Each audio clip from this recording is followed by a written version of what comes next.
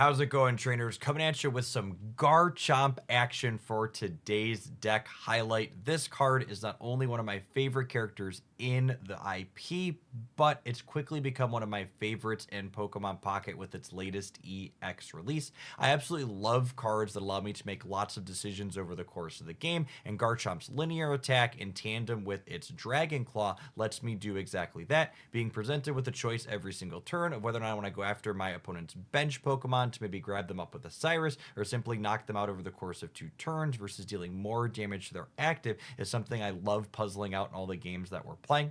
Today's particular Garchomp list is all in on finding our lead stage 2 to start, and then we're playing Aerodactyl along with its Fossil as a backup EX plan. The basic idea for this deck is relatively straightforward. We want to evolve into Garchomp ASAP so we can start using its potent attacks, and then we follow it up with either a second Garchomp or an Aerodactyl as another EX Pokemon, which in tandem with our potions and our copy of Giant Cape means our opponent needs to deal 300 plus damage to get their knockout points to win most games that they're playing.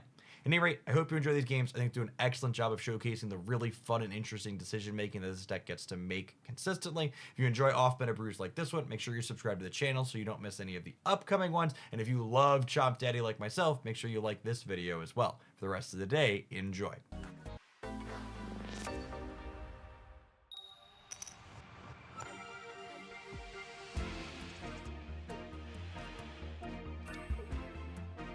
Hey, Candor, thanks for up in the Prime. Appreciate the 2 months. Welcome back.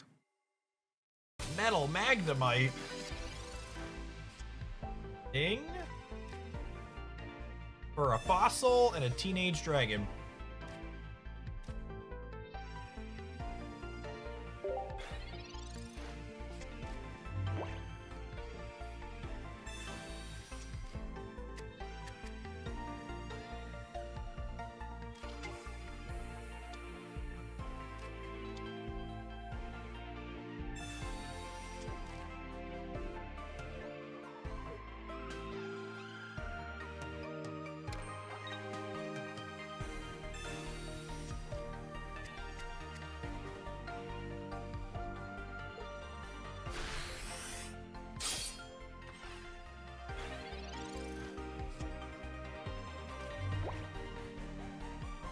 All right, well, all things considered, every non-Gabite Pokemon we draw makes this more likely. So we're 66% for this to get Gabite here. There's 2 Gabites and 1 Aerodactyl in my deck right now.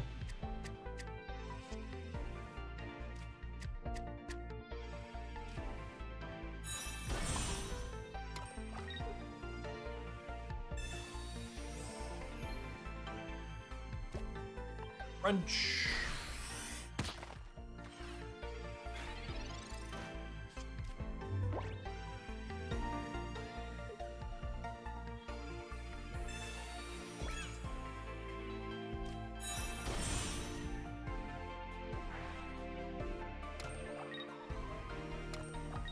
All right, and then, or are they switching to Skarmory?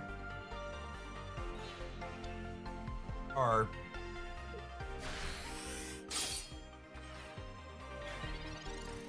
So the game plan now is we do this here.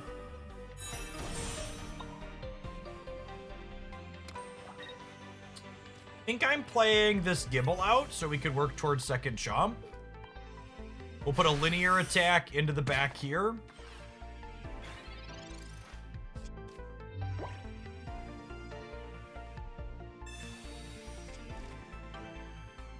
Then Cyrus plus the Claw lets us finish it next turn. Hey, Doombuggy, congrats on clearing Infinite. Getting goals is always fun.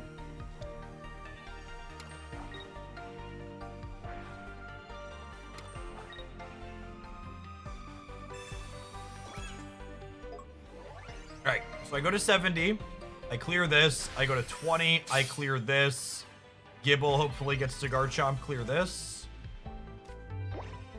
I think I just linear attack this now, and then I put an energy on here, and then this is ready to go sooner. I think I flipped the coin this turn on this. There's 1 Aerodactyl, 1 Gabite in my deck.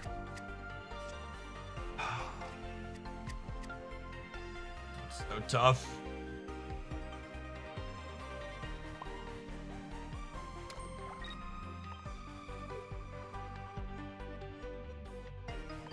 I think I was supposed to try and get to it to work around to Sabrina a little bit.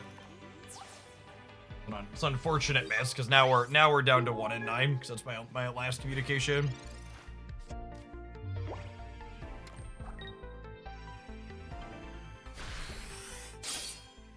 Hopefully we hit Gabite or a Fossil.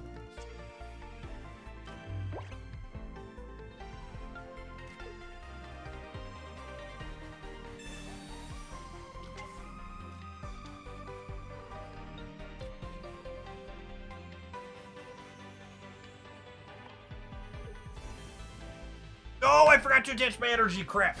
I think we're dead. I think we're dead anyways, but this is the energy attachers. Still.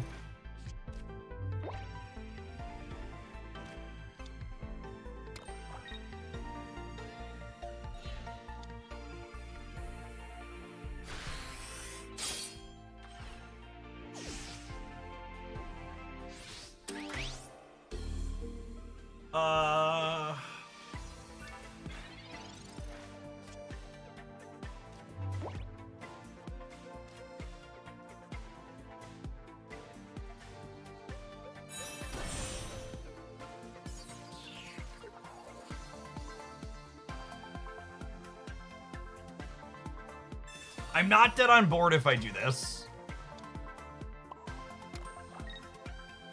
I don't attack this. These decks usually don't play X speed. They don't have space for it. And if they switch in and hit me with the Skarmory, I evolve and then I'm not dead to this. And then Garchomp goes point.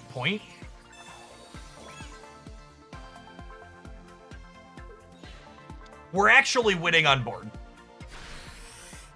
We're actually winning on board right now because we hit the Gabite at the last possible second.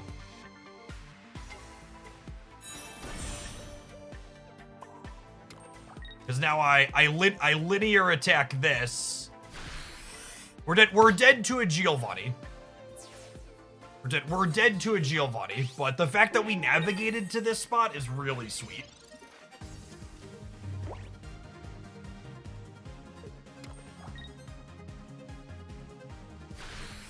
Yes! The flexibility of linear attack was so impressive this game. Holy.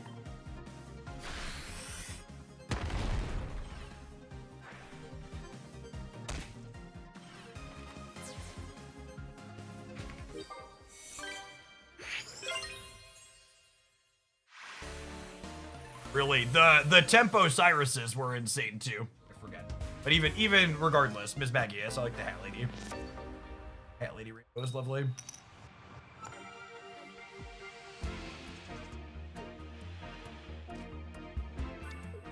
All right, this is nice. We've got the Amber with this. We're missing Dirtbag Dragon, but we have an extra Aerodactyl, so if we find a communication is 50% to find the teenager.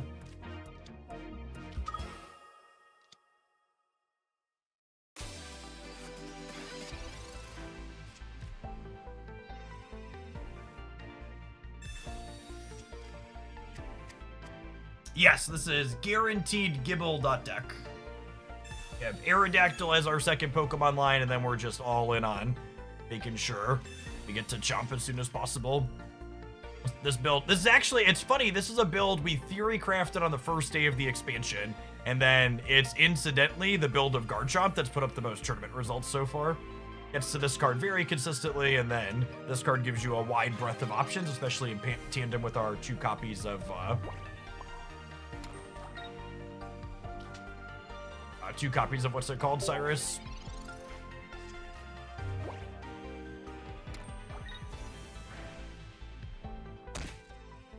This game's off to a little bit of a rocky start, but Aerodactyl might be able to pull through for us. We go Energy Evolve. Let's assume we miss Gabite. We go Energy Evolve, and then next turn they hit us, and then we go Energy, come in, crack you for 80, and then we take 20 down to 120, and then they hit us, and then we can clear them on the backswing with a potion, making sure we don't die to... Oh, I guess we'll still die to this. That's fine. This doesn't have any energy. The way things are lining up currently, I like our position, but definitely possible that We could brick on Gabite for forever and trouble.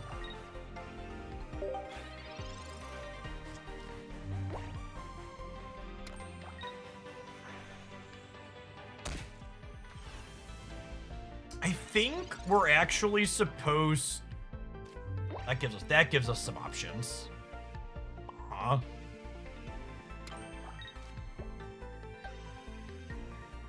I think I'm supposed to potion the Gibble. So, like, I guess it still dies to Cyrus next turn, right? Because they would pull it up.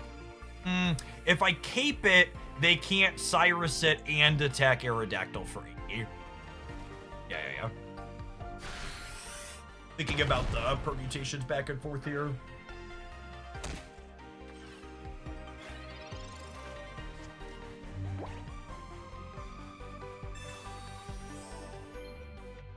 Oh, do they have double potion? As long as it's not double potion gamer, it doesn't matter.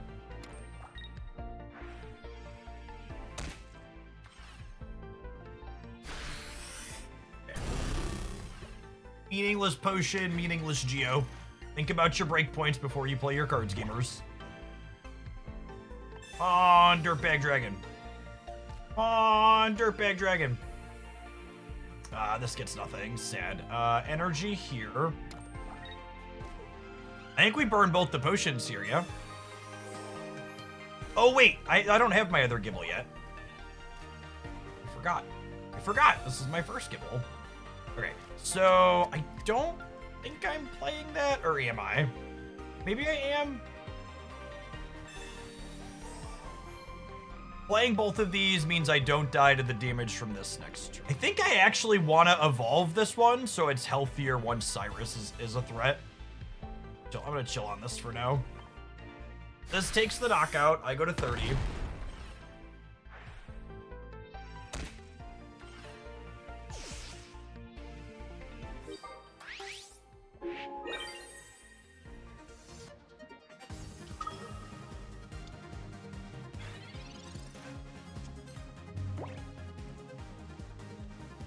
We're not out of the woods yet. We do still need to draw Gabite. Wait, what? Used to be?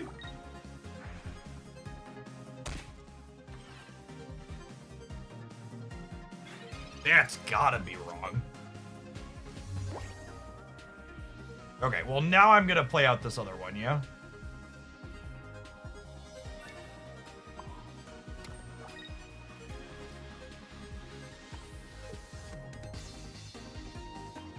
Oh, do they have Leaf Weavile? I bet they have Leaf Weavile. No, they do not. Okay. If they had Leaf Weavile, we could have been in trouble there.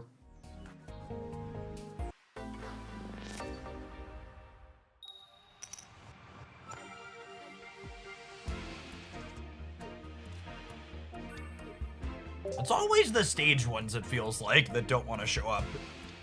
Probably just big negativity bias energy, but feels like.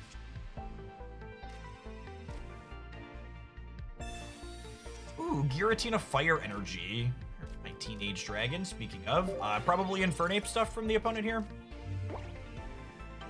First evolution advantage should be good for us here. We'll get to Garchomp. Linear attack, and then hopefully find a Cyrus to drag the monkey up. And notably, Garchomp's got a nice beefy behind at 170, so it survives a monkey hit.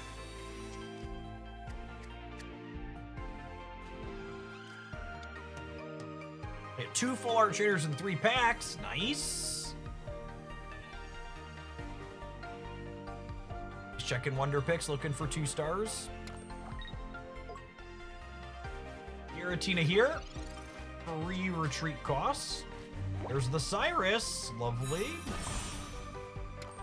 They are missing their monkey here on the opener. With commenting on.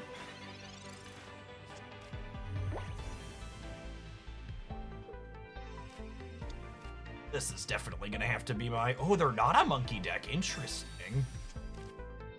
Are they just like Arceus Dawn stuff? So this is a curious inclusion in a non-monkey build.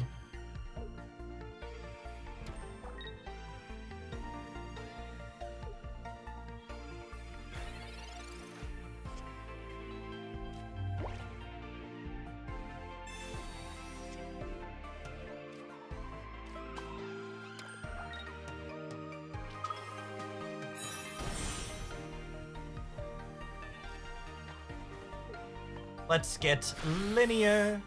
Linear. I want to get linear. Let's get into linear. Get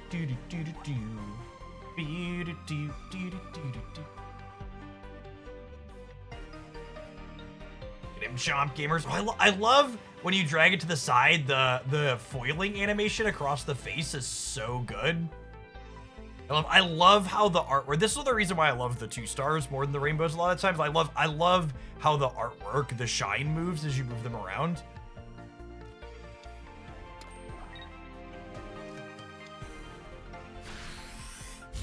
All right, so this thing needs 5 attacks at this. This thing needs 5 attacks to clear the Chomp. What if I just like linear attack down everything in the back in the meantime in between time? I think I actually linear attack this one, and then I can clear either one that they evolve next turn. And we just like pointedly ignore the Heatran like making noise in front of us. We keep the Amber in case they have Sabrina. I mean, I think if they Sabrina me, this Garchomp's like set to solo here, yeah? Heatran only gets mad when you attack it. Oh, that's fine. Oh my goodness gracious, are they retreating this Heatran? That's hilarious. Or maybe they're just putting energy on it to like be able to retreat later. I guess they don't really need energy on anything else, huh? So it's just like fine to do it there.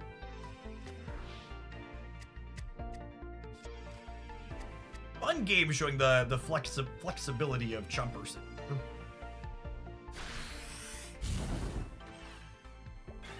Yeah, when they don't have double Magneton this turn, feels like they're kind of cooked, yeah. Because now I go Dragon Claw, I go linear attack, knock you out, linear attack, knock you out, Cyrus you up, Dragon Claw you.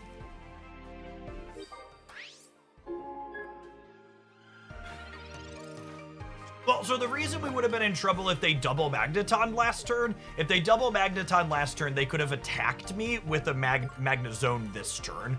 Would have been potentially problematic. Okay, and now from this spot, we actually want to Cyrus and Dragon Claw the Giratina. So that way, if they have Dawn to attack with this next turn, Cyrus plus Aerodactyl clears the Magnemite for our last point. Like, I can only add 40 here.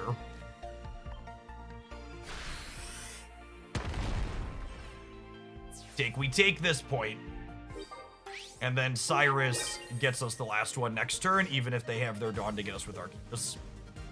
I would assume they're a Dawn deck, given that they're playing Magneton Arceus.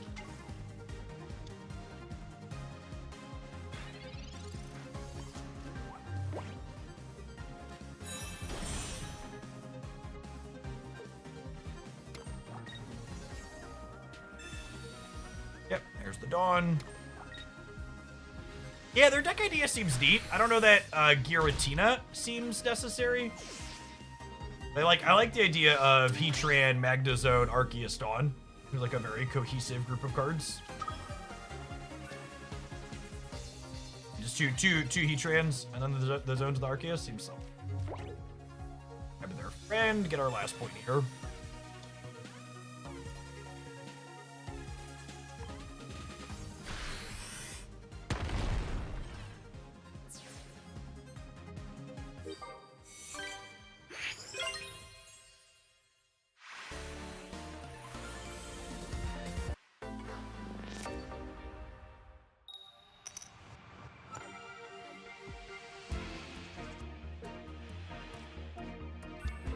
We have it all, and we have it now.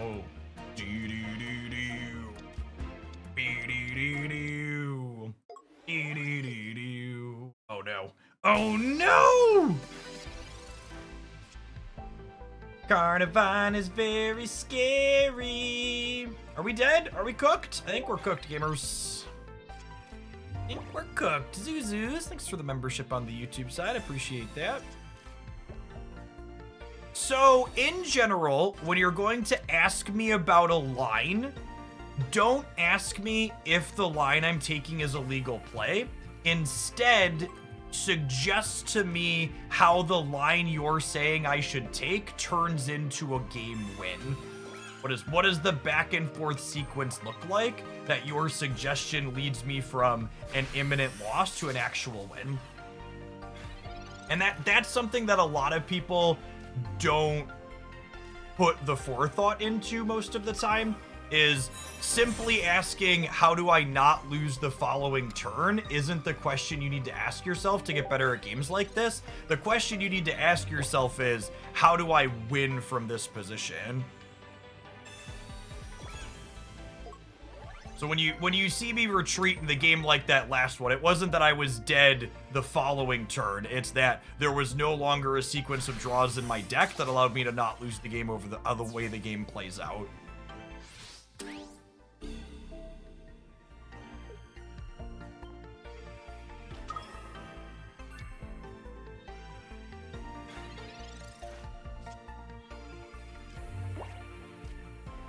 So I miss things. You're always allowed. And at this point, I don't remember the game state. We're several minutes past it. But like in particulars, if you want to offer suggestions, be like, this is the line that builds you to a win.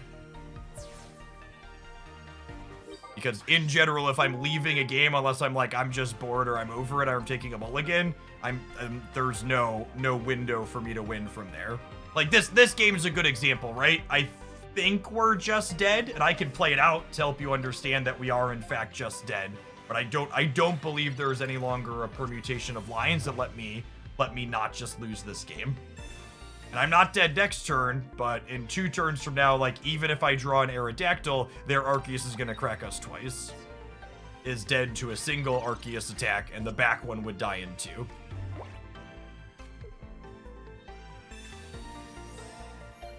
Maybe they have nothing. And the potion drags us across.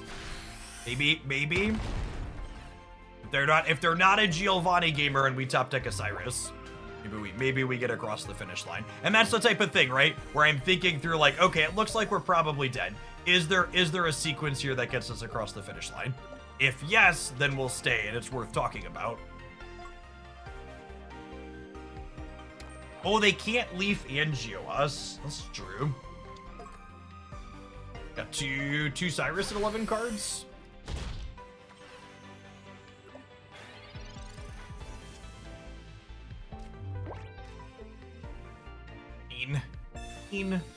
This game was also an example of why we play Dragon Gibble over non-Dragon Gibble. If we had played Fighting Gibble this game, their Carnivine would have cleared the Gibble in 1, and then my Aerodactyl would have taken a Carnivine hit, and it would have been down 50 life, which meant we wouldn't have had enough to.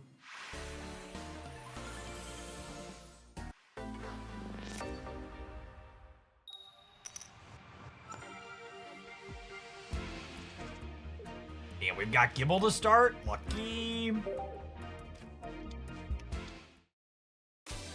Staryu. Prepare yourself, Staryu. Prepare yourself, Staryu. Does Staryu look like a lawbreaker to anybody else? Like a lawbreaker to me. Get all of our big scary things with claws. This deck is basically mono dinosaurs, huh?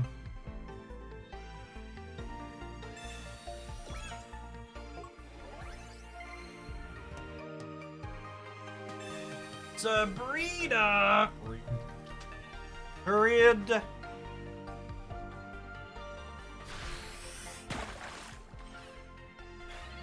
Yeah, we have land dinosaurs and sea dinosaurs. Yeah. Optimal to draw first. Big dino. Medium dino. Full potion. Play around the red card. Move, Yugi boy. That's all we got. Look at that smile. Exactly what it's doing to that starfish. Good night.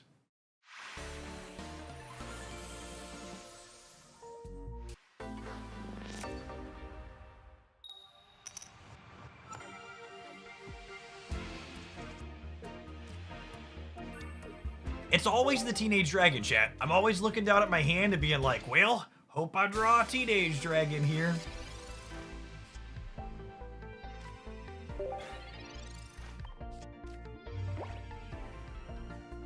Midwest Alex! Happy National Ranch Day to a fellow Midwesterner. Thank you for the tier 1. So our best draw is Gabite, our second best draw is Research into Gabite, our third best draw is any non-Gabite Pokemon to make this communication slightly more consistent.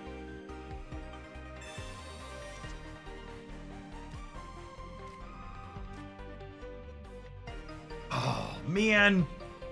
And I don't have Cape, so I can't play Old Amber out here because it'll get speared by the buzz. And I hit my 40%er for once in my life.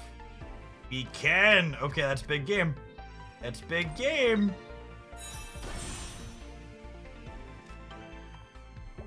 Sharp Scythe.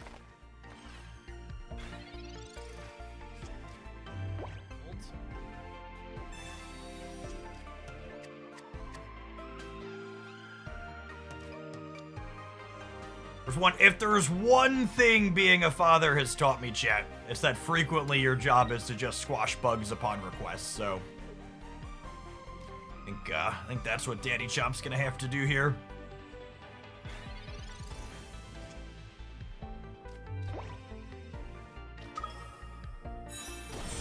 Time to send Joltik to live on a farm upstate.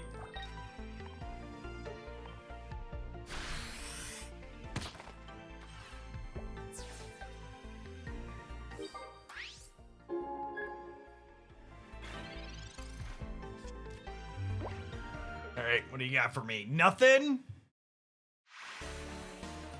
They can never beat the Daddy Chomp gamers. Never ever.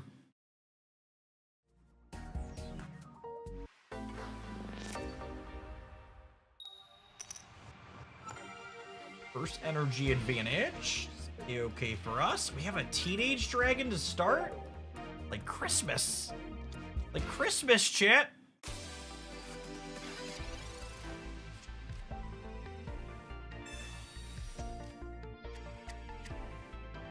Today's one of those days that makes me think about and chuckle that someone unironically left me a comment telling me that ranked wasn't gonna change the type of decks I play against in Pokemon Pocket because the random queue is already all competitive decks. And that's very chuckle-inducing because we've been playing Pokemon Pocket, you know, for like 3 hours or so today, and Dragonite's the most common deck we've queued into, I think, if we go back over the course of those 3 hours.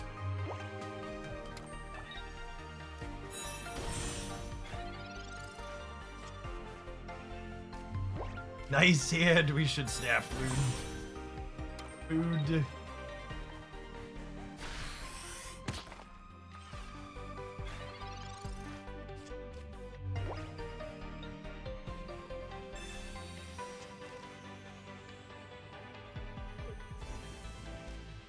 Assert our dominance as the superior dragon Pokemon here this game.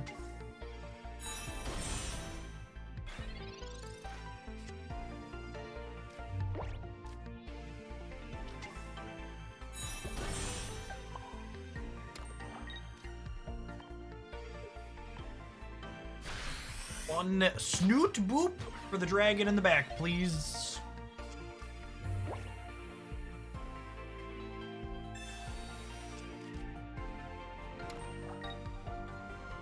They converted from their they increased meta share between their starting percentage and the top performing decks.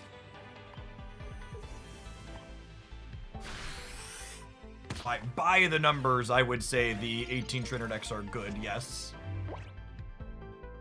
Alright, if their Dragonite drops a full Draco on Daddy Chomp, but outside of a full Draco on Daddy Chomp, I feel like we're in a pretty good spot. Oh, and they They don't have the X speed. No X speed here means Cyrus clears their dragon next turn, and then we're completely done. It's really so awesome having your finisher also just be this Hitmonlee flexible card. It gets you out of so many spots like this. Yeah. Gamer.